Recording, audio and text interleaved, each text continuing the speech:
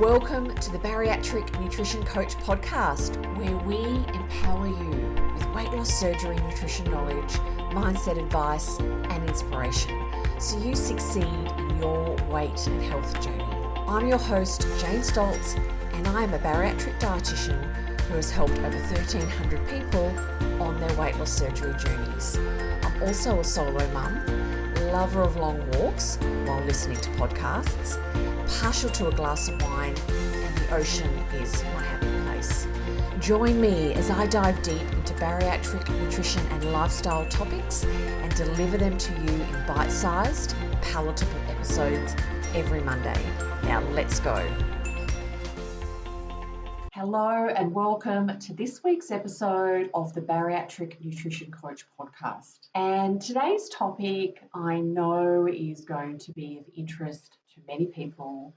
It's a topic that comes up all the time in comments, questions, in social media. I have with people in conversations, and I've talked about it a bit before, but I wanted to really dive a bit more deeper into the topic. And I've called the topic, is it normal for your appetite to increase over time after having weight loss surgery? And the simple answer is yes. And it's something that when people notice, and if you've noticed your appetite increasing, you can eat some more over time, it can definitely cause feelings, and this has been expressed a lot for people, feelings of panic, scared, because it's that feeling of maybe that old appetite coming back from pre-surgery, feeling less in control of your food choices. And then there's that fear of, 1, weight loss slowing down, 2, weight regain. So let's talk more about it and understand a bit more about what happens to your appetite after weight loss surgery and how it's very normal for your appetite to increase, but also what we do. I say that as a bariatric dietitian, but how can we manage that increase in appetite? So the tool of bariatric surgery is a wonderful tool. It's the best tool we have, best medical intervention we have for managing obesity. And yes, there are different surgery types, and they have different aspects or different ways of working to promote weight loss after having weight loss surgery. There's sleeve gastrectomy, Roux-en-Y bypass, and then there's a range of other bypasses. So the tool of bariatric surgery works in different ways. It can be restriction. There's a decrease in the hormones, the hunger and fullness hormones in the body, and that's why we're calling it, surgical and metabolic. It changes your metabolism. It decreases those hunger hormones. You feel satisfied sooner. You feel less appetite. And if you have a bypass, there also can be some non-absorption. That's more of the significant bypasses, where we have some of the small bowel bypassed. So there's different aspects to the tool of bariatric surgery, and the different aspects do come into the different type of surgery. But let's talk about restriction, which is from a physical side of things, and let's just say from a sleeve or from a Roux-en-Y, or if you have a smaller tummy or you have a pouch. And also you have the changes in your hunger and fullness hormones.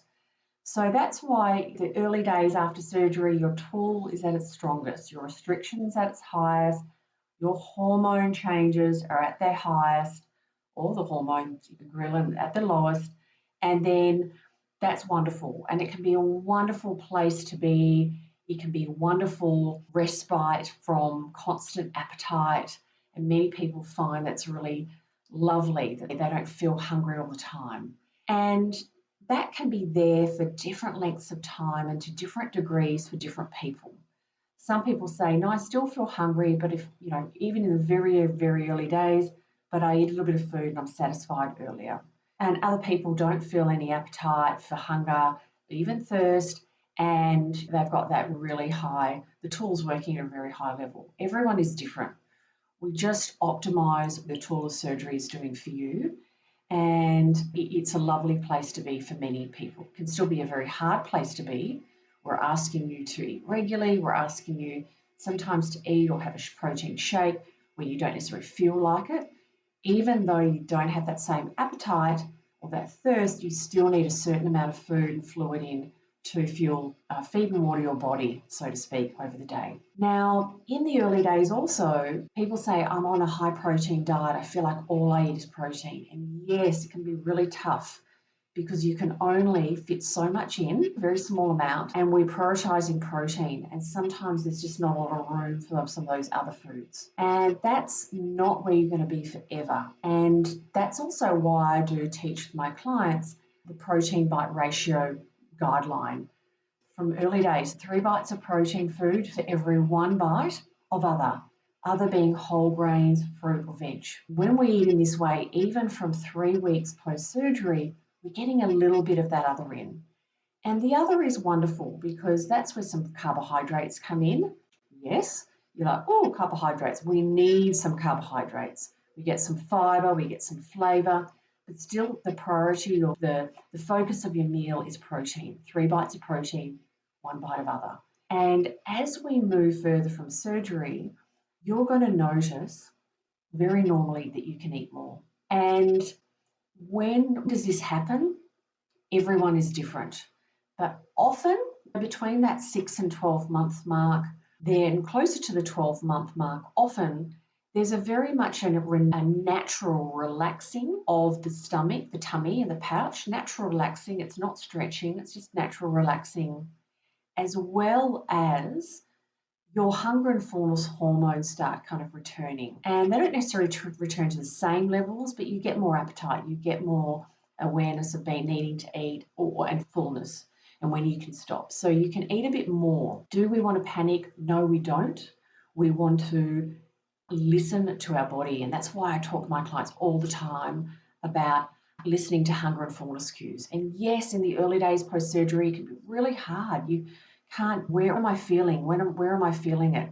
And what is this? I've got a runny nose or I just don't feel anything. We really explore that and we keep practicing and we keep listening.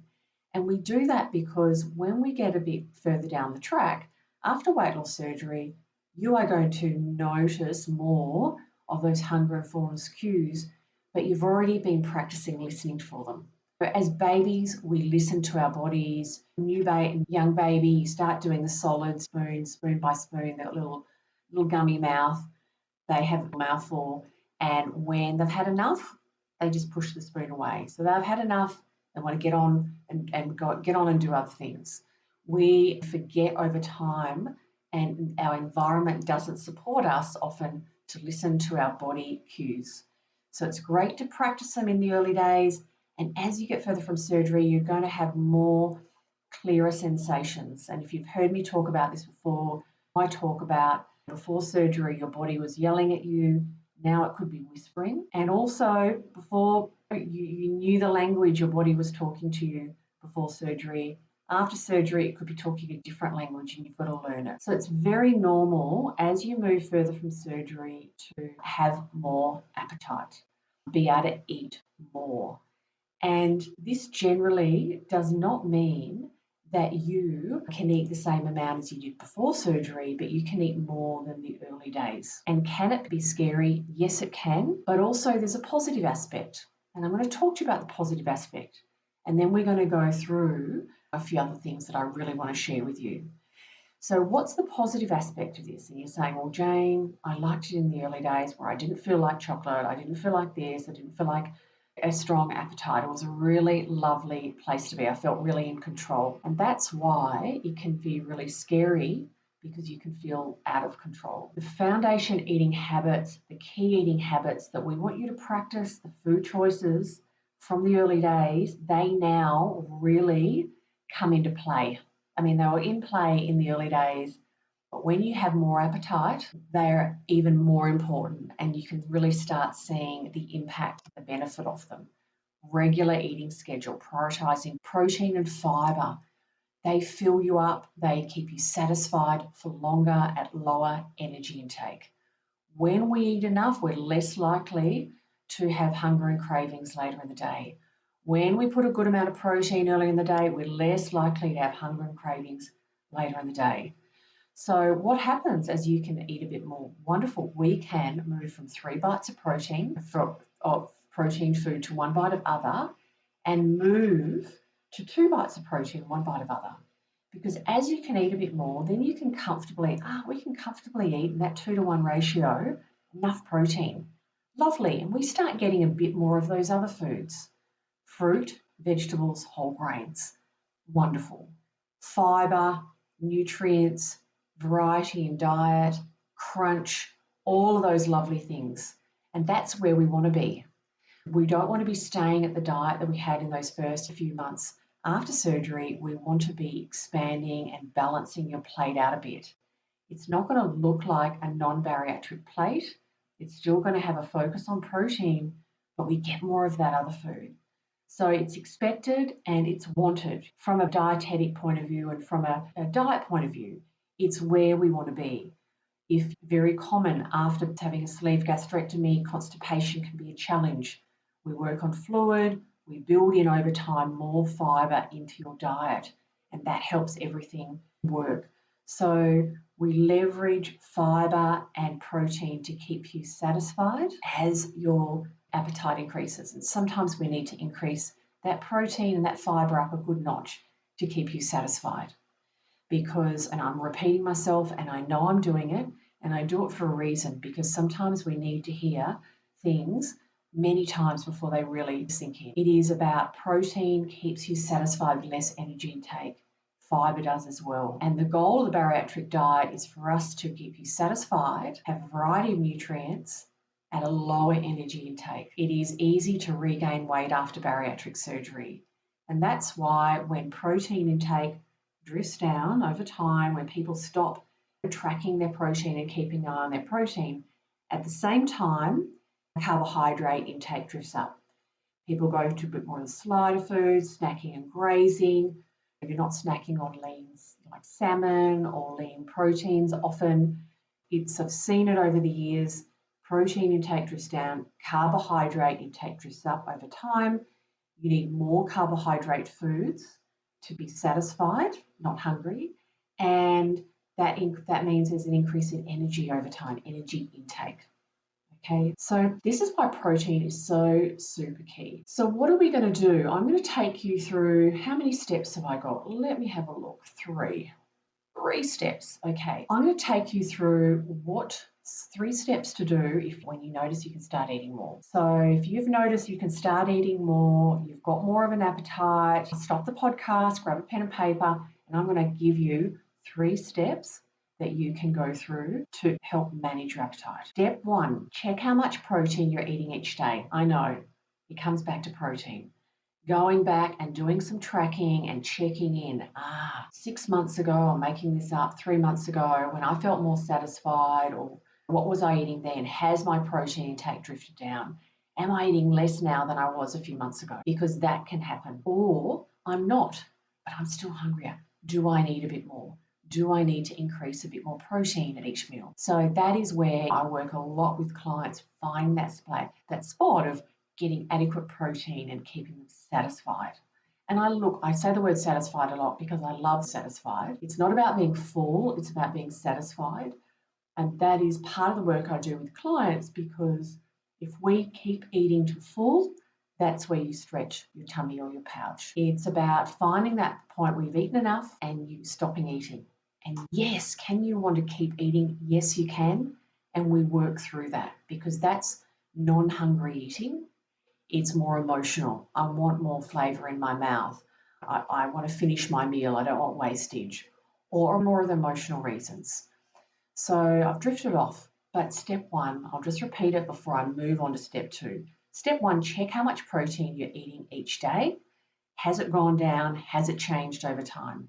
That's why I love keeping records, looking back and what you were eating some time ago when you felt more satisfied, more in your zone, more on track, or whatever it is. Or do you need some more? Do you need to up your protein intake? So that's step 1. Step 2, check that you're eating at least half of your protein intake across the first half of the day. And that's something that I work very closely with my clients on, and I teach them and educate them and coach them on how to do this, but also how to do it really practically, because we build meal and snack lists that are very personalised that help them achieve this. Research shows that when we have a good amount of protein earlier in the day, we're less likely to have hunger and cravings later in the day. We dietitians have looked at and studied the spread of protein intake over the average Australian, non-bariatric, the average Australian. Where is the protein intake lie? Very little for breakfast, some for lunch, most in the evening, most at dinner. We want to, after bariatric surgery, get really clear about spreading out your intake. And if we need to, we load a little bit in the early part of the day. Really sets you up to be more satisfied and less likely to have cravings and graze and snack later in the day. So that is step 2. Now tell me, is this you? You have had your bariatric surgery and you're feeling lost, you're lacking support and you don't know what to eat and when. Or you may have noticed after your surgery, your hunger and cravings have started to return and you are scared you won't reach your goals. You may have had some weight regain and you want to stop the weight regain and lose some more weight. You may be pre-surgery and you want support to be fully prepared for your weight loss surgery journey. If any of these sound like you, then listen up. I have developed my Bariatric Nutrition Bootcamp just for you.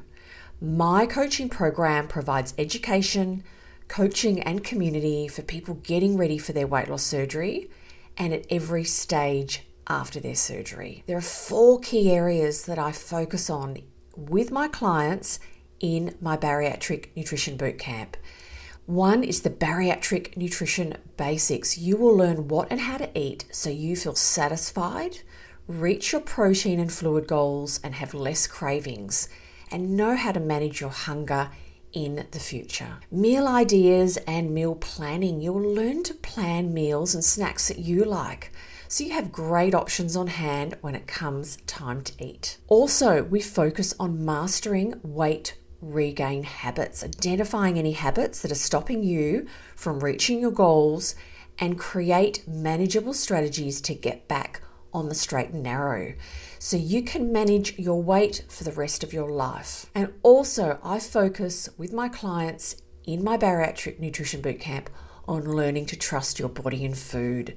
Start to enjoy your food again by relearning to listen to your body cues so you have less guilt and improve your relationship with food and your body. If you are ready to maximize your weight loss surgery results, feel confident in your journey and be led with support and expert guidance, then the Bariatric Nutrition Bootcamp is for you. If you would like to know more about my coaching program, check out the link in the show notes.